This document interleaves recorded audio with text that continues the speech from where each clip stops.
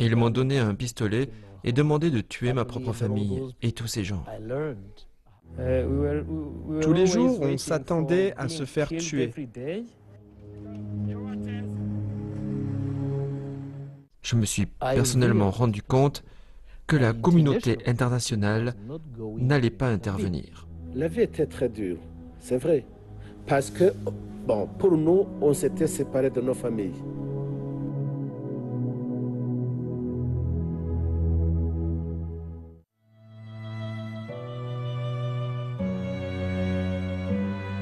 Le Mille Collines est construit sur ce qu'on appelle le plateau, c'est-à-dire le centre-ville de Kigali, à proximité des ambassades. Le Mille Collines était une sorte de centre d'affaires pour les diplomates, les marchands d'armes, pour tous les gens qu'on peut imaginer trouver dans la capitale d'une nation africaine. C'était le meilleur hôtel de la ville.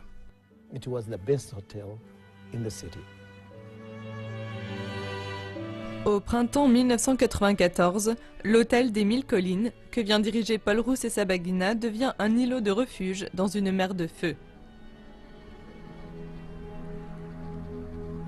En seulement 3 mois, près d'1 million de personnes sont tuées pendant le génocide rwandais. Les racines de la violence ont déjà plusieurs décennies. Comme de nombreux pays africains, le Rwanda a des tribus ayant des identités spécifiques. Le régime colonial belge a cristallisé le clivage ethnique entre la minorité Tutsi et les populations majoritaires Hutus au Rwanda.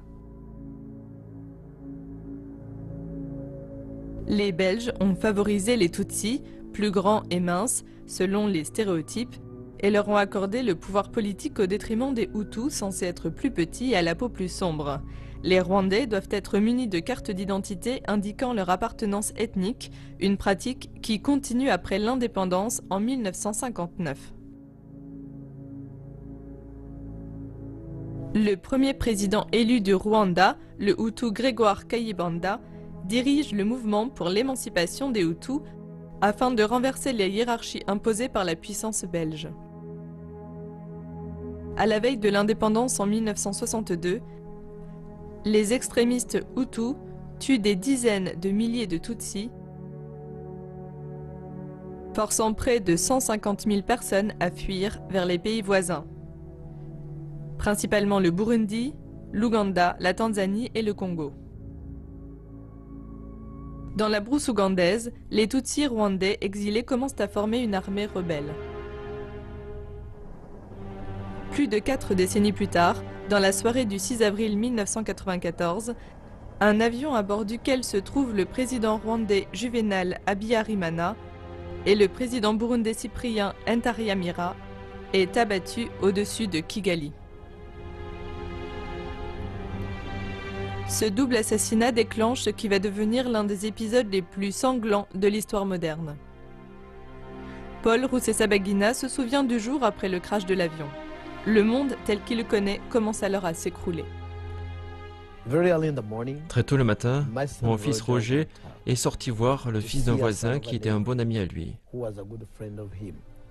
Il avait 14 ans. Ce n'était plus un bébé. Alors quand il est arrivé là-bas, il a vu que son ami, qui était juste à côté, venait d'être massacré avec ses 6 sœurs, la mère et 2 voisins. Il y avait tous ces corps morts, mais certains bougeaient encore. Mon garçon a couru jusqu'à sa chambre et s'y est caché. Je suis sorti pour voir ce qui se passait.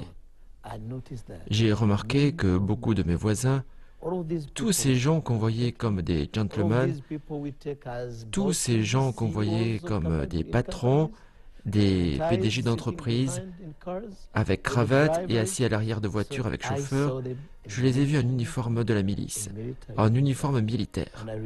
Et je me souviens m'être dit qu'apparemment, j'étais la seule personne à ne pas savoir ce qui se passait.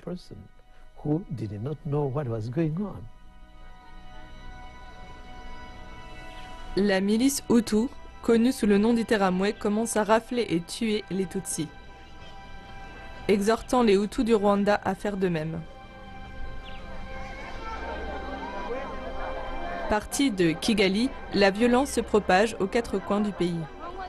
Des gens cherchent refuge chez Paul Rusesabagina. Le 9 avril, une vingtaine de miliciens viennent à sa porte, exigeant qu'il leur ouvre les réserves de vivres de l'hôtel des diplomates, où Paul Rusesabagina travaille en tant que directeur. La milice s'est emparée de cet hôtel. Paul Rusesabagina est un Hutu, mais son épouse Tatiana et ceux qui se cachent dans la maison sont tous des Tutsis. Ils ordonnent à la famille et aux 26 hôtes de se rendre avec lui à l'hôtel des diplomates. À plus d'1 kilomètre de ma maison, ils m'ont arrêté. Ils ne sont pas encore arrivés à l'hôtel. Après le carnage qu'il a vu dans son quartier, Paul craint le pire. Ils m'ont donné un pistolet et demandé de tuer ma propre famille et tous ces gens. En fait, j'ai appris comment traiter avec le diable. À ce moment-là, j'ai ouvert la bouche. J'ai commencé à négocier en disant « Écoutez, je ne vous comprends pas. Vous, les gars, vous êtes affamés, menacés, fatigués, stressés par cette guerre. Mais nous pouvons trouver une solution différente et ne pas tuer ces gens. » Moi-même, je ne savais pas comment utiliser une arme à feu. J'étais très sincère. Je ne savais pas. Mais quand même, cela n'aurait pas été la solution. Ils m'ont écouté. Ils m'ont écouté parce qu'on a commencé à négocier. Après 2 longues heures, nous sommes arrivés à un accord. On s'est mis d'accord pour qu'ils nous conduisent à l'hôtel et que je leur donne de l'argent. J'ai ainsi appris l'une des leçons les plus importantes de ma vie, parce qu'à partir de ce jour-là, j'ai continué à négocier. Paul Rusesabagina a payé la milice avec l'argent qu'il a récupéré à l'hôtel des diplomates. Comme cet établissement est maintenant occupé, il emmène sa famille et les autres à l'hôtel des 1000 collines. Ce dernier se trouve à proximité et appartient à la même compagnie belge, le groupe Sabena. Plus de 1000 Rwandais s'étaient déjà réfugiés aux 1000 collines. Alexis Vuningoma dirige alors le restaurant de l'hôtel des 1000 collines. Lui, il est venu comme les diplomates, il était directeur. Quand il est venu aux 1000 collines, il n'y avait pas de directeur et il s'est fait directeur des 1000 collines. C'était la même chaîne des hôtels belges. Quand il est venu, il s'est fait directeur et il a mis ses conditions. Pour tenter de maintenir un certain degré de normalité, il demande à son personnel d'imprimer des factures et de percevoir les paiements de ceux qui sont en mesure de payer. Il espère une aide rapide de la communauté internationale. Quand on a vu les 10 soldats belges tués ce matin du 7 avril, le gouvernement belge a décidé de se retirer des forces de maintien de la paix. Il a été suivi par les États-Unis et le Royaume-Uni, qui le soutenaient au Conseil de sécurité. Ils ont pris la décision de se retirer, d'abandonner une nation. Il était donc clair que personne ne reviendrait. On a réalisé, je me suis personnellement rendu compte, que la communauté internationale n'allait pas intervenir. Pour tenir les tueurs à distance, Paul Rusesabagina soudoie les chefs interamouais avec de l'argent et de l'alcool provenant du bar de l'hôtel. Je me souviens de certains d'entre eux qui sont venus aux 1000 collines. Ils murmuraient, ils disaient « Ici, est-ce que les gens parlent? Est-ce qu'ils parlent ?» Là où on était caché, on ne pouvait pas parler. On était tellement silencieux. Mais aux 1000 collines, la vie continuait.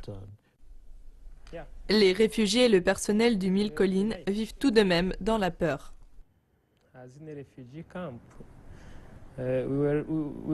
Tous les jours, on s'attendait à se faire tuer.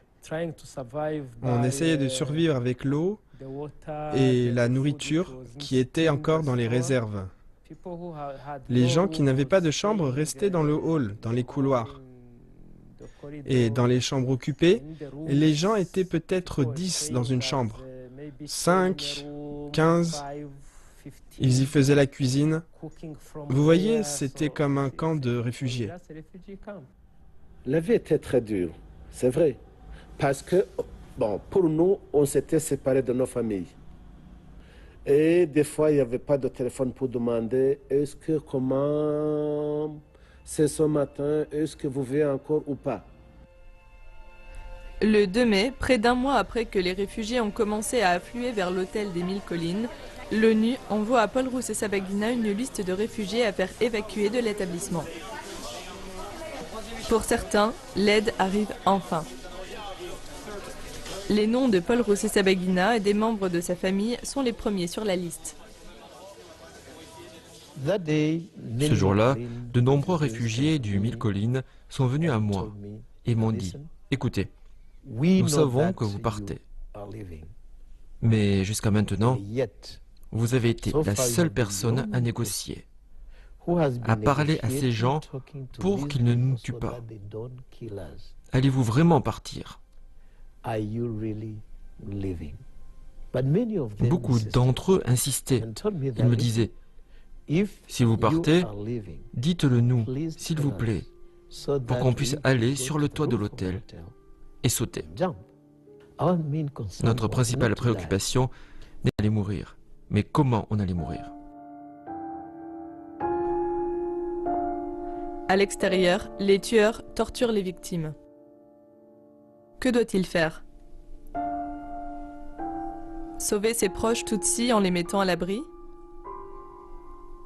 Ou rester pour tenter d'aider ces milliers de réfugiés au risque d'exposer sa famille au danger? Il choisit un compromis. Paul décide de rester tandis que sa famille est évacuée. Je me souviens de ce soir, vers 5 heures, j'accompagnais ma femme et mes enfants pour les faire monter dans les camions de l'ONU, parce qu'on allait les chercher en camion, sans aucun espoir de les revoir, sans aucun espoir pour nous de survivre.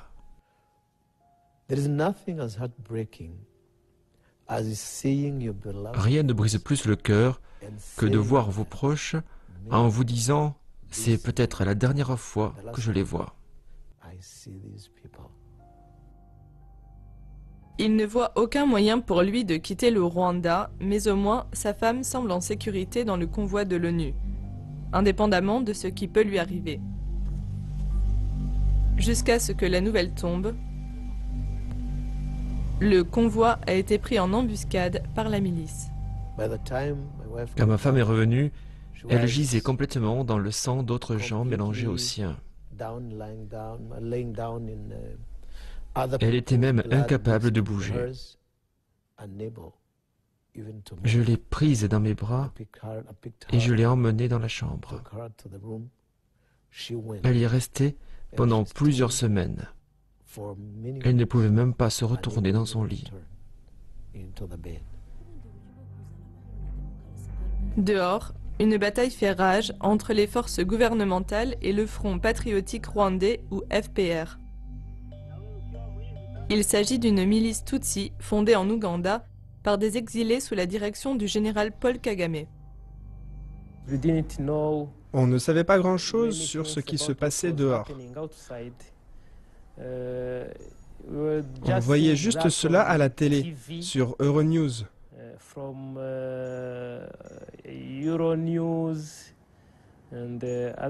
Et on avait d'autres nouvelles de l'extérieur qui disaient que le FPR avait alors l'aéroport. Mais l'aéroport était trop loin.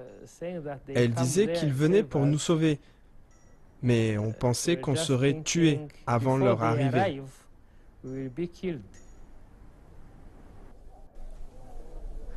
Le 18 juin, les dirigeants du FPR, qui détiennent dans un stade de la ville des milliers de prisonniers du camp gouvernemental qu'ils ont pris en otage, proposent un échange de réfugiés avec le pouvoir Hutu. La longue épreuve de 1000 collines pourrait enfin se terminer si la sécurité des réfugiés est garantie. Après l'attaque sur le précédent convoi, l'opération semble risquée, mais ils ne peuvent pas rester terrés dans l'hôtel indéfiniment. Un accord est conclu et un convoi de l'ONU évacue tous les réfugiés du Mille Collines, soit 76 jours après leur arrivée.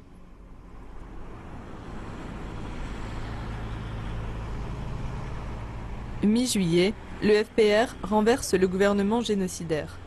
C'est la fin de 3 mois de violences apocalyptiques. Dans un petit pays comme le Rwanda, qui avait 7 millions d'habitants, 10 000 personnes étaient tuées en moyenne chaque jour. Au bout de 3 mois, entre le 6 avril et le 4 juillet 1994, entre 800 000 et 1 million de personnes ont été tuées. 1268 personnes ont survécu grâce à mon aide, celle de mon hôtel. Cela signifie que si vous comparez pour l'ensemble de la période du génocide, si vous comparez avec le nombre de gens qui étaient tués chaque jour, mon hôtel a préservé environ 4 heures de vie.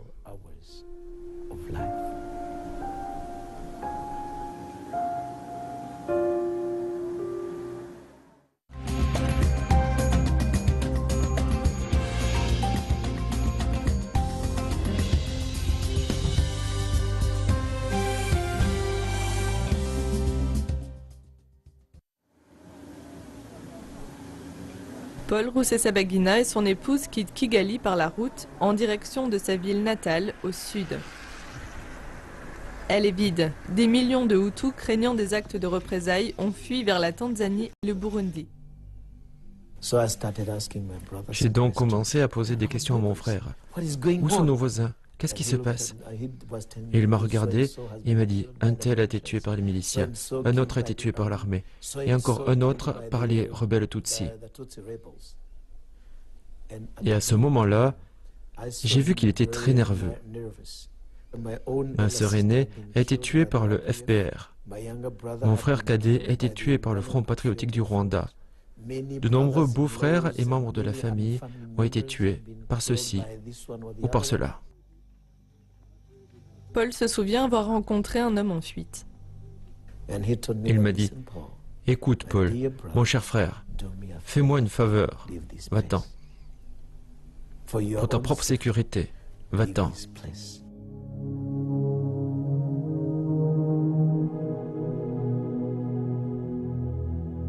Pour Paul Rusesabagina, il devient clair que des vies ont été perdues des deux côtés. Que doit-il faire? Quitter sa région natale au risque de perdre la possibilité de renouer le lien avec sa famille? Où doit-il aller? Doit-il retourner à Kigali? Doit-il quitter le Rwanda? Je suis rentré à Kigali extrêmement déçu, mais malgré tout, je pensais que l'on pouvait bâtir un meilleur pays. Paul reprend le travail, rouvrant l'hôtel des 1000 des diplomates. Mais les choses ne reviennent pas à la normale. 2 ans plus tard, en septembre 1996, face aux menaces de violence et d'extorsion, il quitte le Rwanda avec sa famille et fuit vers la Belgique. À Bruxelles, son employeur, le groupe Sabena, n'a pas de travail à lui donner. Paul commence à travailler comme chauffeur de taxi. En 2001, le réalisateur d'Hollywood Terry George apprend l'histoire miraculeuse. J'ai pris l'avion pour la Belgique. J'ai rencontré Paul à Bruxelles où il était chauffeur de taxi. J'ai écouté son histoire et conclu un accord avec lui. Voilà la jeunesse d'Hôtel Rwanda. Mais Paul Rusesabagina hésite. J'étais amer et en colère contre la communauté internationale. Ces gens qui nous avaient abandonnés, maintenant que le génocide est terminé, ils veulent tirer profit du génocide. Finalement, il accepte. Hôtel Rwanda est produit en se basant sur des événements vécus. Le film est acclamé par la critique. 10 ans après le génocide, Paul Rusesabagina devient un héros célébré dans le monde. Mais au Rwanda, beaucoup sont choqués par cette version hollywoodienne. Quand je l'ai vu, des mensonges, plein de mensonges. Non, non, non, non, non. C'est pas vrai. C'est pas vrai. Nous avons effectivement décidé de mener des recherches, parce que beaucoup de rescapés du génocide disaient que le film ne montrait pas ce qui s'était vraiment passé à l'hôtel des Mille Collines.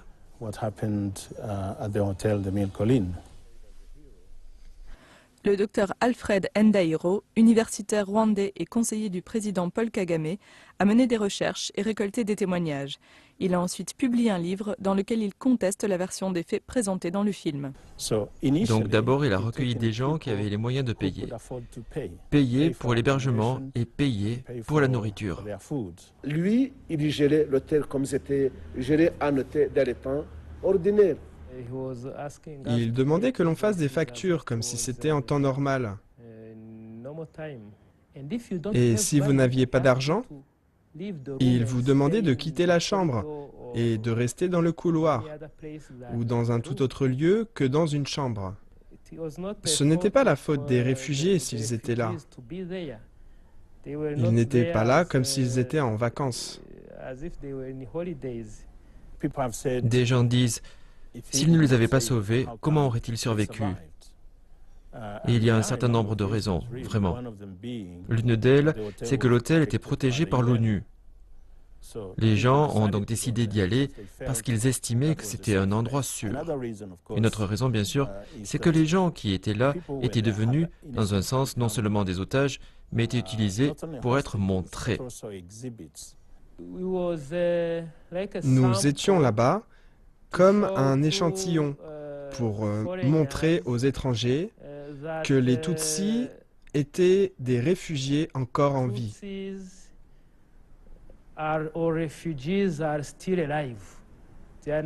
Qu'ils n'étaient pas tués par l'ancien gouvernement. Parce que le Mille Collines était un hôtel connu. Les gens, la plupart des gens qui étaient à l'intérieur, étaient dans le milieu des affaires. C'étaient des gens connus.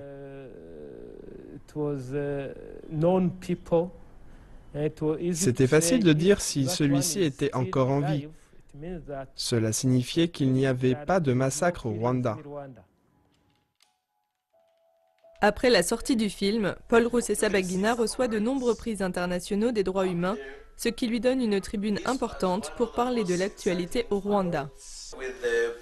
Avec le président Bush et son épouse, avec moi et mon épouse. Voici les quelques-uns que j'ai ici. Mais si vous allez en Belgique, vous en verrez d'autres. Parce que, comme vous le savez, j'ai 2 chez moi.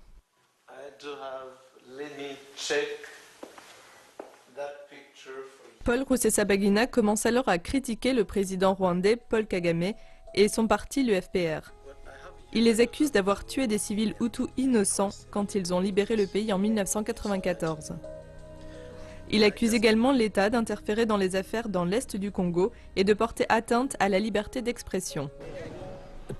Aujourd'hui, le Rwanda est plus ou moins comme un volcan qui frémit. Comme a dit Susan Rice quand elle s'est rendue au Rwanda en novembre 2011, dans son discours, elle a dit que s'il n'y a pas d'espace politique dans ce pays, s'il n'y a pas de liberté d'expression, tant que les droits humains seront enfreints, si vous n'arrêtez pas ceux qui font ce qu'elle a appelé les appels du soir, parce que pour menacer les gens, il y en a qui les appellent toujours la nuit. Si cela ne cesse pas, tout ce que vous avez construit sera détruit et vous ne verrez rien sur cette terre. Ces prises de position sur le gouvernement rend impossible son retour au Rwanda. Aujourd'hui, il se déplace entre ses maisons à Bruxelles et à San Antonio, Texas, avec sa femme Tatiana. Si j'y retourne, je sais que je suis le plus recherché. En fait, je suis le numéro 1 sur la liste des Rwandais les plus recherchés. Et cela fait partie du discours du président.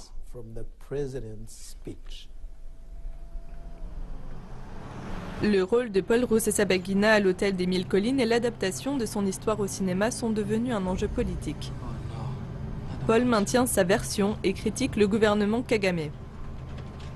Ce dernier rétorque en remettant en cause son héroïsme. Au début, comme tout le monde, je pensais que peut-être c'était un héros. C'est pourquoi j'étais très surpris quand j'ai entendu beaucoup de survivants dire non. Ce n'est pas vrai. Beaucoup reprochent à Hollywood d'avoir créé un mythe. Hollywood Production, pour moi, c'est ça.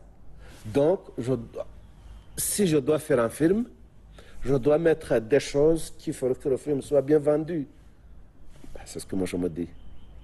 Alors là, ils ont mis beaucoup de choses qui n'étaient pas vraies, peut-être pour faire vendre le film, peut-être pour faire... c'est la vraie production hollywoodienne.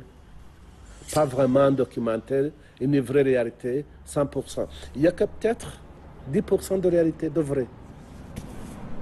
La seule chose peut-être c'est qu'il était au Mille-Collines. Et qu'au Mille-Collines, des gens ont survécu. À cette époque, cela n'intéressait personne de savoir qui avait sauvé qui.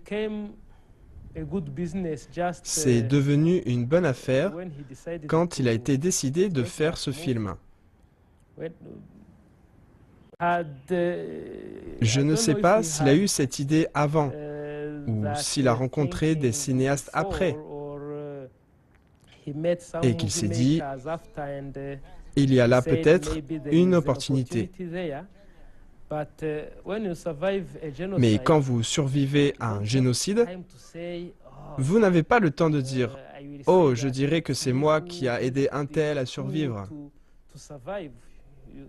Vous avez survécu, c'est tout. Vous remerciez Dieu.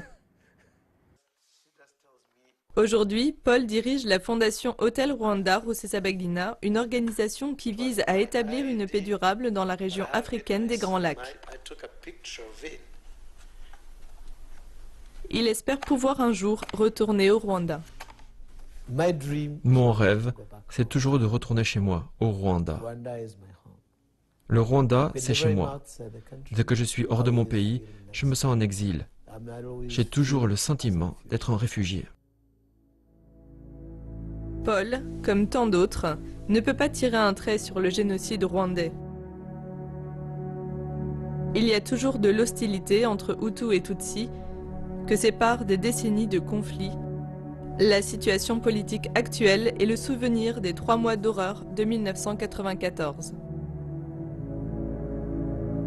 Le débat sur l'héroïsme des uns ou des autres peut sembler dérisoire au regard des 800 000 Rwandais qui sont morts dans ce terrible drame.